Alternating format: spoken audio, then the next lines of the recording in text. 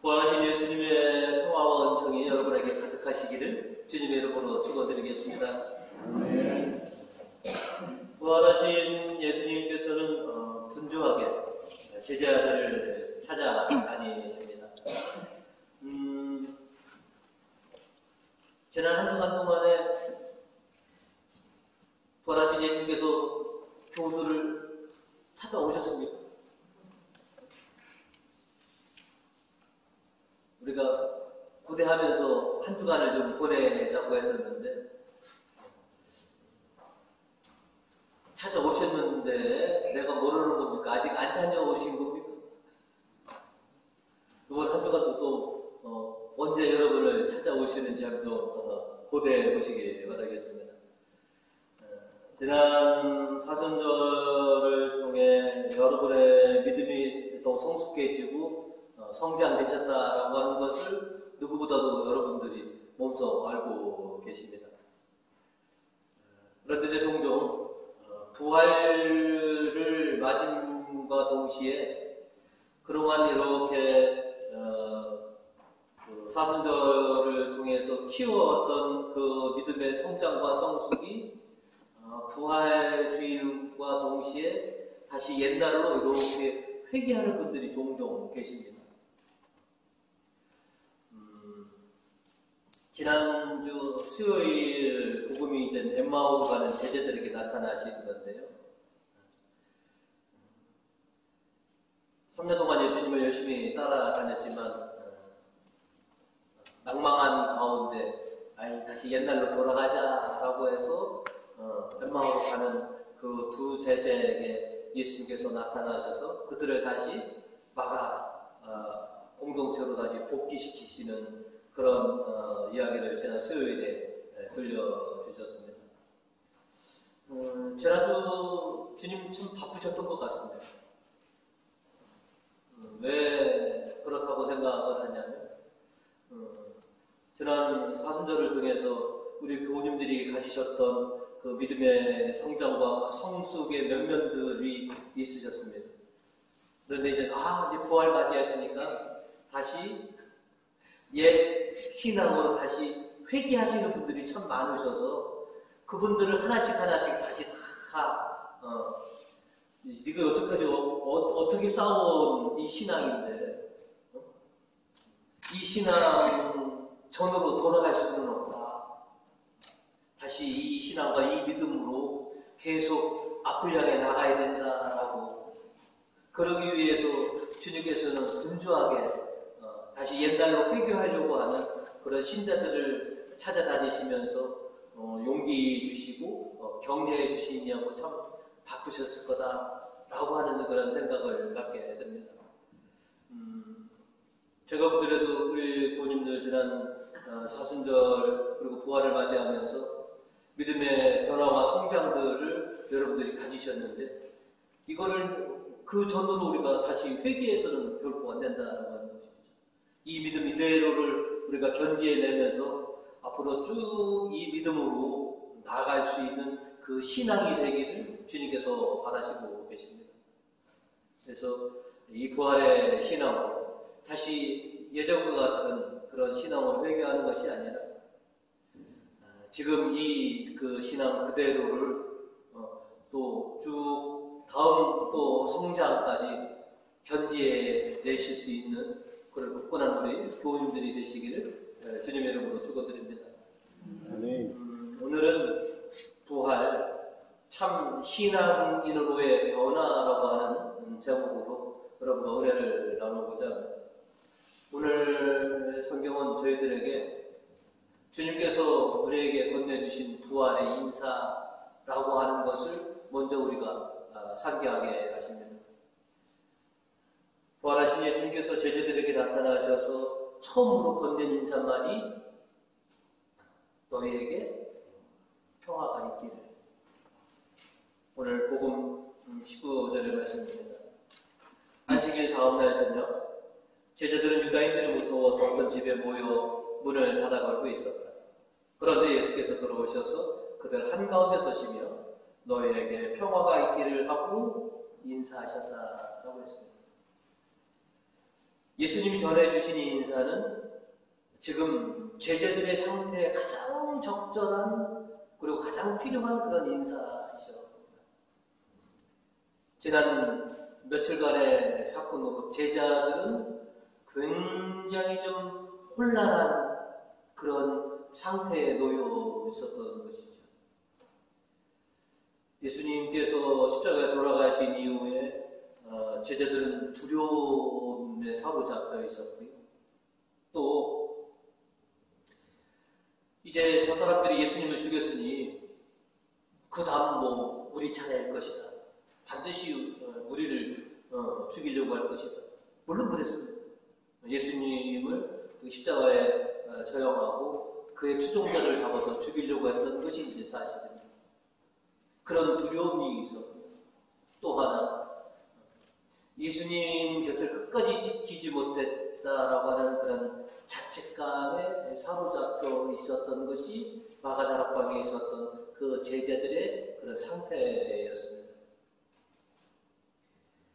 그렇게 두려움과 자책감에 쌓여있는 그들에게 부활하신 예수님은 나타나셔서 너희에게 평화가 있기를 하시면서 첫 인사를 건네주신 것이죠.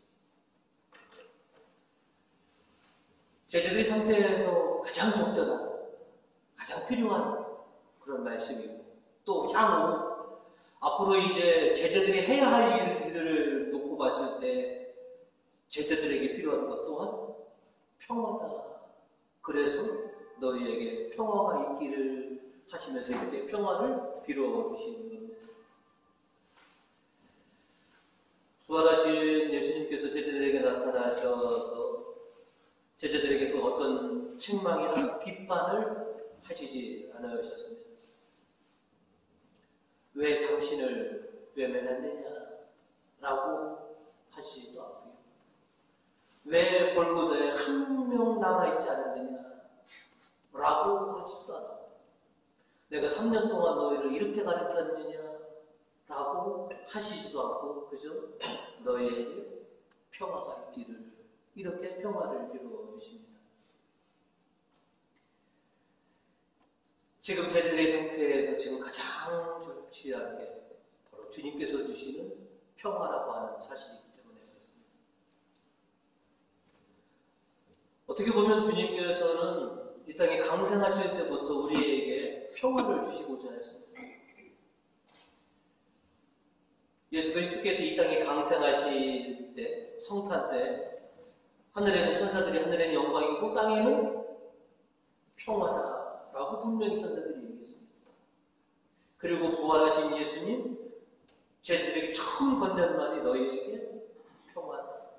그러니까 성탄도 이 땅에는 평화고 부활도 이 땅에는 평화가 필요하다.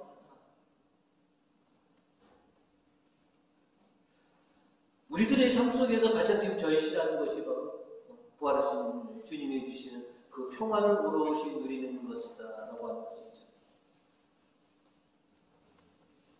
이제 오늘 우리들에게도 주님께서는 너희에게 평화가 있기를 하고 이 평화의 축복을 우리에게 빌어주십니다. 우리 일상의 삶 속에서 우리는 주님께서 주신 이 평화가 가장 절실하게 필요한 사람입니다. 이제 오늘 주님께서 주시는 이 평화를 여러분이 온전히 차지하셔서 여러분의 일상에 참으로 예수 그리스도께서 전하신 이 평화 가운데 사시고 이 평화 속에서 부활의 신앙인으로서 더욱더 굳건하게 내가 살아가겠습니다 라고 하는 그런 신앙 고백들을 하시는 우리 교우님들 되시기를 주님의 이름으로 축원드립니다. 아멘. 오늘 성경은 저희들에게 두 번째로 부활을 믿어라 라고 하고 계십니다. 부활하시어 제자들에게 나타나신 예수님께서는 제자들에게 평화를 주시고 또 부활을 믿도록 그렇게 도와주십니다.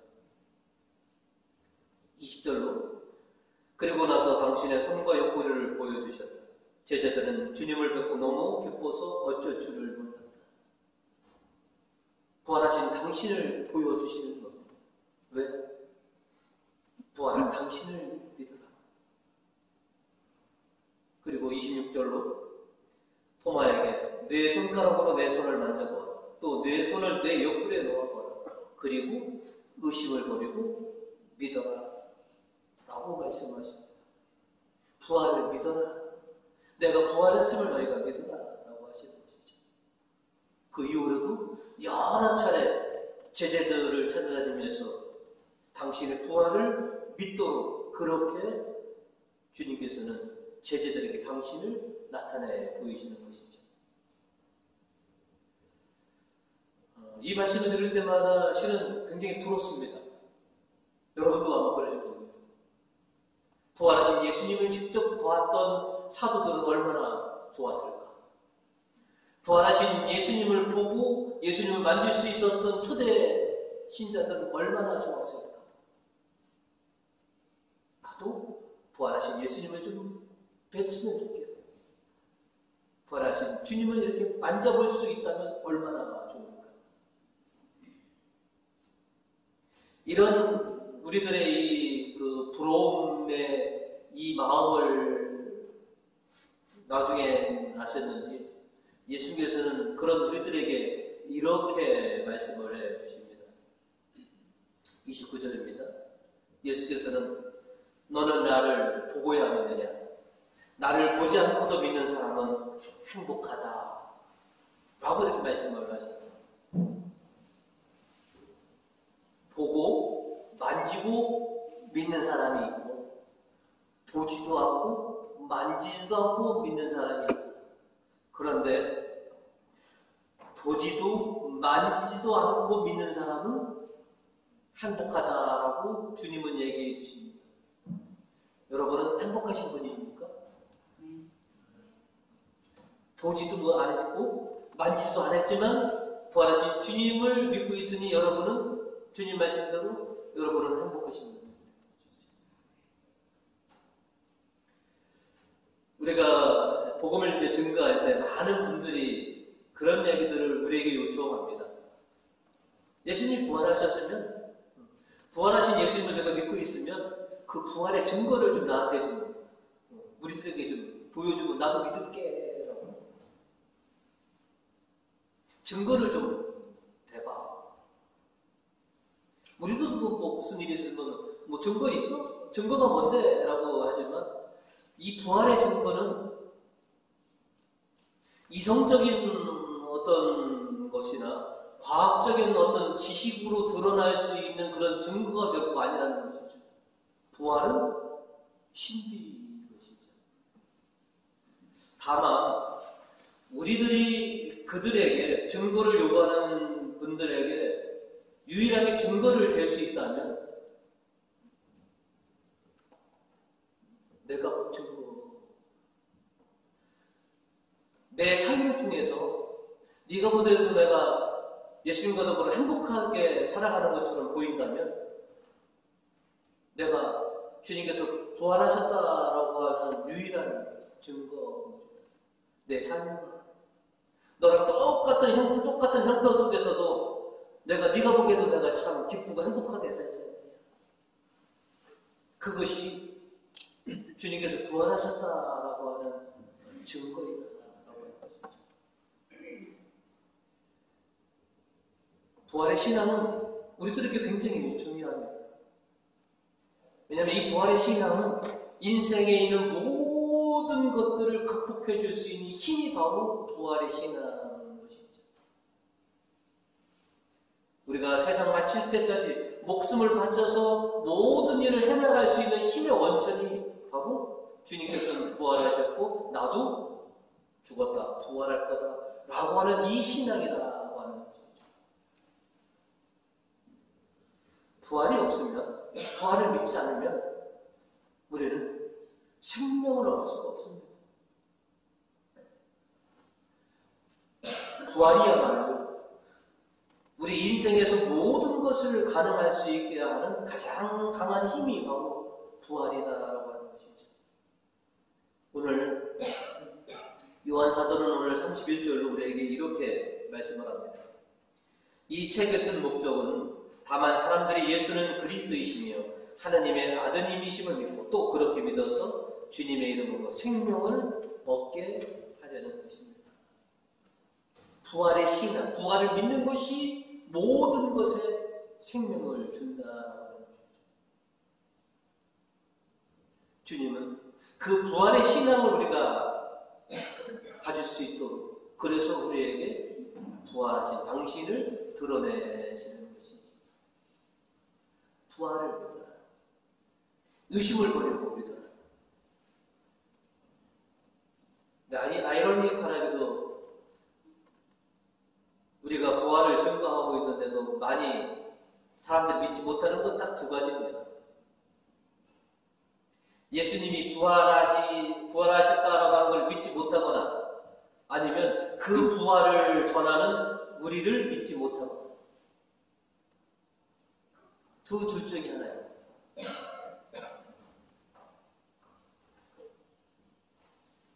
누군가를 신뢰하는 사람은, 나는 네가 콩 팥으로 맺었을더라도 믿는 사람이 있죠. 근데 너는 네가 콩으로 맺으신다라고 나는 네 말을 안 믿어. 그 사람이 전하는 부활의 증거는 그 누구도 안 믿을 것이다. 전하는 우리가 얼마만큼 신뢰성이 있느냐라는 것이죠.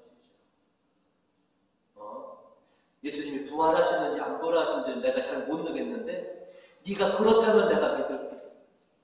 네가 주님께서 부활하셨다라고 한다면 내가 네 말대로 그래. 우리가 그 정도는 돼요. 주님이 우리에게 요구하는 것은 그렇습니다.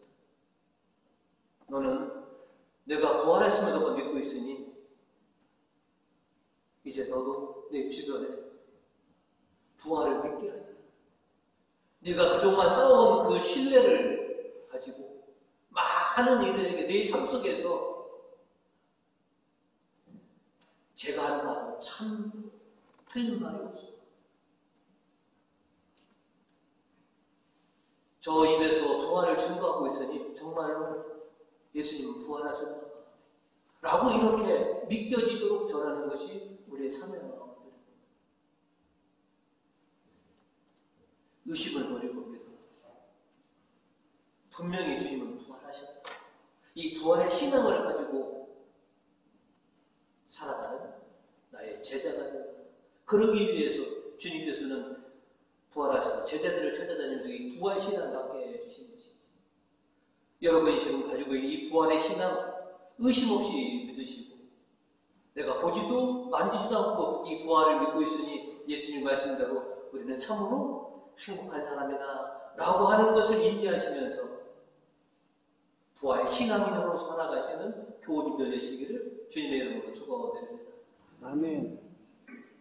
끝으로 오늘 성경은 저희들에게 내가 너희를 보낸다 라고 하는 그런 말씀을 저에게 던져주고 계십니다. 부활하신 예수님께서 부활을 믿는 우리들에게 사명을 주셨습니다. 그것은 다름아니 나의 증인이 되어라. 나를 증거하여라 라고 하시는 것이죠. 복음 21절로 예수께서 다시 너희에게 평화가 있기를, 내 아버지께서 나를 보내주신 것처럼 나도 너희를 보낸다 하고 이렇게 말씀을 해주십니다. 부활을 경험했으니 내가 너희를 세상에 보낸다.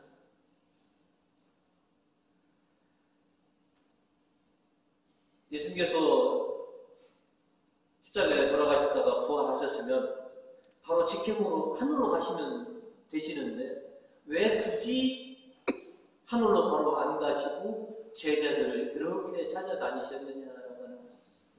그러시면서 당신을 그렇게 드러내신 이유는 제자들이 부활하신 주님을 보고 이 부활의 신앙을 가지고 그 이 부활의 증인이 되게 하시기 위함이다라고 하는 것이죠. 놀랍게도 두려움과 자책감에 사로잡혀 있었던 이 제자들, 부활하신 예수님을 만나고 완전히 신앙이 변화합니다.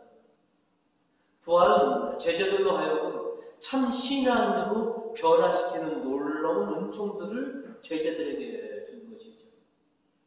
그래서 이 놀라운 경험을 하고 참 신앙으로 변화된 그 초대교회 마가다라 방에 섰던 그 사람들은 이제 어디를 가든지 누구를 만나든지 부활의 증인이 됩니다. 오늘 일독서는 사도들이 부활을 어떻게 증언하였느냐라고 하는 것을 우리가 가져다 보여주고 있습니다. 32절에 보시면 우리는 이 모든 일의 증인입니다. 하나님께서 당신에게 복종하는 사람들에게 주신 성령도 그 증인입니다. 라고 이렇게 말하고 있습니다. 지금 베드로와 사도들이 말하고 있는 이 시점은 어떤 시점이냐면 예수님을 사형에 처했던 그 사제들이 사도들을 붙잡아다가 지금 겁박을 하는 겁니다. 촉박을 합니다. 우리가 너희한테 분명히 얘기했지, 어디서 예수라고 하는 이름도 대지 말고 떠들지도 말아라. 너희 죽기 싫으면 입 닥치고 그냥 있어라 라고 그렇게 겁박을 했었던 겁니다. 오늘 28절을 보시면 일독서 28절이요. 예수의 이름으로는 가르치지 말고 단단히 이뤄두면서 당신들은 어쩌자고 온 예루살렘에다가 당신네 교를 퍼뜨리느냐, 이렇게 지금 묻고 있는 겁니다. 너희도 죽고 싶어? 너희 스승처럼 죽고 싶어? 입 닥치고 가만히 있어라. 이런 겁박 속에서도 예전 같았더라면 벌써 꼬리를 말고 벌써 숨어들었던 이 신자들이 이제 부활로 인해서 참 신앙으로 변화되었으니 그 겁박 속에서, 그 협박 속에서도 당당하게 부활을 증거하고 있는 것입니다. 당신들이 죽였지만 그분은 다시 살아나셨습니다. 우리를 그 어떤 겁박과 그 어떤 협박을 하더라도 아니 죽었다가 부활하신 분이 사실인데 우리가 그거를 어떻게 잠잠하게 있을 수가 있어요? 우리는 참 진실만을 얘기합니다. 당신들이 죽였던 예수님은 참으로 부활하셨습니다. 우리가 증인입니다. 우리 두 눈으로 똑똑히 봤습니다. 이렇게 증거를 하고 있는 것이죠. 주님은 우리들도 그렇게 하시기를 원하고 있습니다. 너희도 부활을 체험하였으니 나의 증인으로서 필요할 때마다 나를 증거하여. 그래서 내가 너희를 세상에 보낸다. 증인이 누군가의 겁박과 누군가의 협박으로 증인을 거부하게 되면 증인으로서 자격이 있습니까? 없습니까? 증인의 자격이 박탈되는 겁니다. 부활의 증인들이 입을 잠잠히 닫고 있으면 더 이상의 증인으로서의 목적을 우리가 상실해야 하고 마는 것이죠. 그 어디를 가든지 그 누구에게도 담담하게 부활을 증거해야 한다. 그러라고 내가 너희를 세상에 보낸다고 하는 것이죠. 저와 여러분은 부활의 신앙을 체험하였고 이 신앙을 이제 세상에 이제 증거하고자 하는 것입니다. 어떤 상황 속에서도 담담하게 부활을 증거하는 그런 증인으로서의 사명을 잘 감당하시는 교인들이 되시기 바라겠습니다. 네. 그리고 하나 더 우리가 오늘 성경을 통해서 유심하게 또 하나 깨달을 게 하나 있습니다.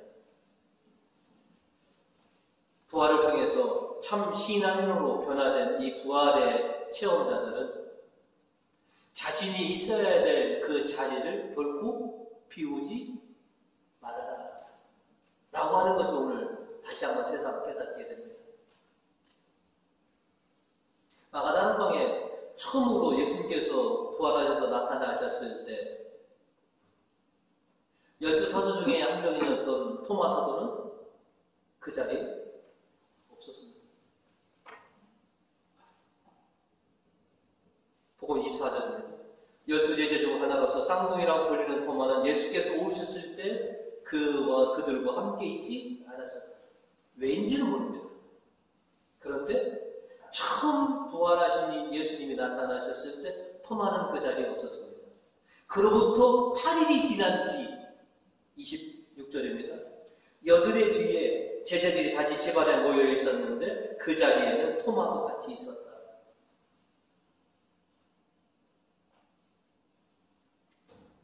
8일 전 토마가 묻는 8일 전 자기가 잠시 아니면 무슨 일 때문에 마가다라 공원을 비웠습니다. 근데 그때 처음으로 부활하신 예수님이 나타난 겁니다. 그리고 거기에 있었던 모든 제자들과 교인들은 우리는 부활하신 주님을 만났습니다 라고 그렇게 들떠서 얘기하는데 토마는 이게 열흘 8일 뒤에 주님께서 다시 한번 다락방에 부활하신 당신을 발견하셨기 때문에 다행이지, 어쩌면 토마는 사도들 중에서 본인 혼자만 부활하신 예수님을 못 볼 수도 있었습니다. 그래서 쉽사리 자신의 자리를 비우지 마라. 자리를 비운 그 순간 하느님이 주시는 놀라운 은총을 내가 상실해 버릴 수도 있다.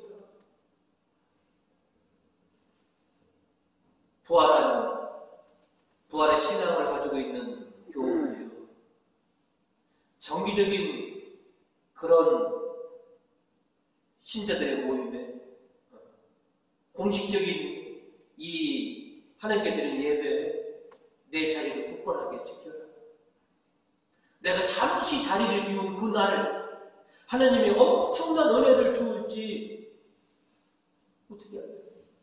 토마를 참으로 다양스럽게 8일 후에 다시 부활하신 예수님이 나타나셨어 망정이지, 그렇지 않았으면 남들 다 부활하신 주님을 보는데 토마만 못 보는 그런 엄청난 은총을 박탈당한 그런 상태에 놓여 있을 수도 있었다라고 하는 것이죠. 그래서 우리 교우님들도 여러분의 자리를 비우지 말아라라고 하는 것이죠. 잠언 8장 34절은 우리에게 이렇게 말하고 있습니다. 날마다 내 집 문을 쳐다보고 내 집 문 앞에 지켜서서 내 말을 듣는 사람은 복 받으리라.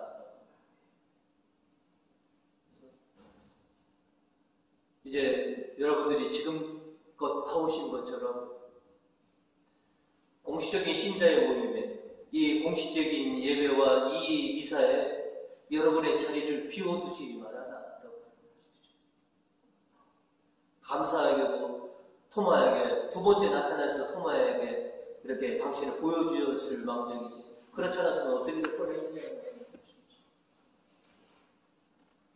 마가 다락방에 모여 있었던 그 사도들과 그 신자들이 부활하신 주님을 뵙는 놀라운 은총을 입고 주님께서 주시는 평화를 온전히 누린 것처럼 오늘 주님의 집에서 이렇게 여러분의 자리를 지키는 여러분에게 주님께서는 또 오늘도 여러분에게 평화와 은총을 베풀어 주실 거라는 것이죠.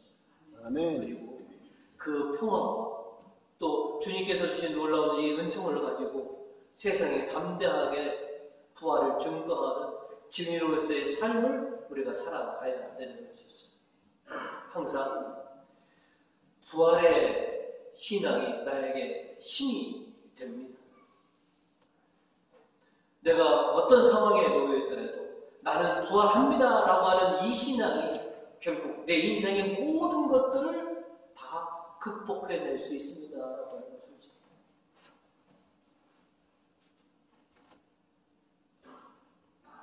그 어떤 고통 또 절망과 죽음이 오더라도 내가 다시 살아날 수 있습니다. 나는 부활합니다 라고 하는 것이 그 모든 것을 다 이기게 해주더라는 것이죠.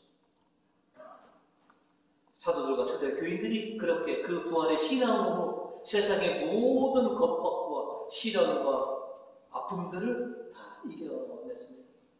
우리 교우님들도 이 부활의 신앙으로 또 주님께 주시는 평안을 통해서 세상 모든 것을 이기시는 부활의 증인들로 살아가시기를 주님의 이름으로 축원드립니다. 아멘.